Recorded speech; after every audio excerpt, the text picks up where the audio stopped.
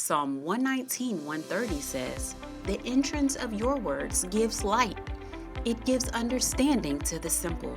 Let's join Marilyn and Gool for a light snack designed to help you get an understanding of God's Word. Thank you for joining us for our light snack. In Jeremiah 35, we find an interesting story about the Rechabites. These were a group of people who held fast to their godly traditions and would not be moved by anyone. Jeremiah 35:2 tells us what the Lord told Jeremiah to do to test their commitment. Reading from the New Living Translation.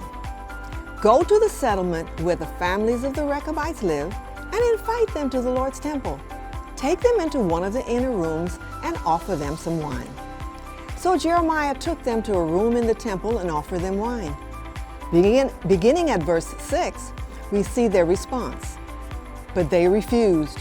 "No," they said, "we don't drink wine, because our ancestor Jehonadab, a son of Rechab, gave us this command. You and your descendants must never drink wine, and do not build houses or plant crops or vineyards, but always live in tents. If you follow these commands, you will live long, good lives in the land." So we have obeyed him in all these things. We have never had a drink of wine to this day, nor have our wives, our sons, or our daughters. We haven't built houses or owned vineyards or farms or planted crops. We have lived in tents and have fully obeyed all the commands of Jehonadab, our ancestor. The Lord told Jeremiah to learn about obedience from these people. He wanted Israel to obey him like these people obeyed their ancestors.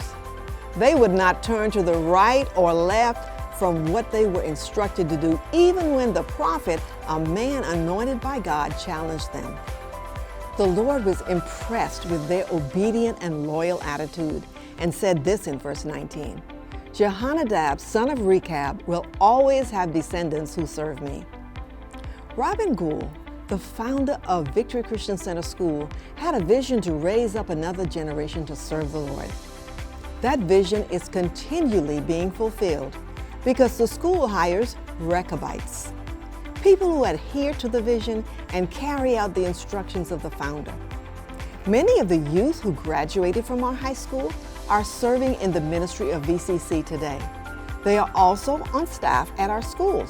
Still others are representing Jesus Christ in various occupations, making a positive difference in the world. Did you know that many of our nation's universities were founded by godly people who desired that their students know about the Lord?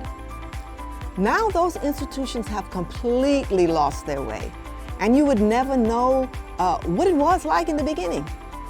Why? They did not hire Rechabites, people who were loyal to the vision. The same thing applies to churches and denominations.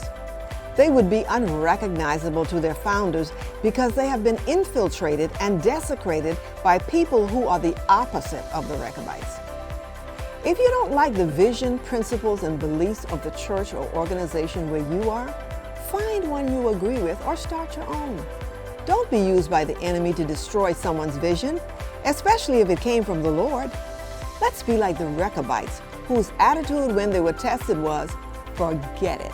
This is who we are, and this is what we do, period." Still hungry for more episodes?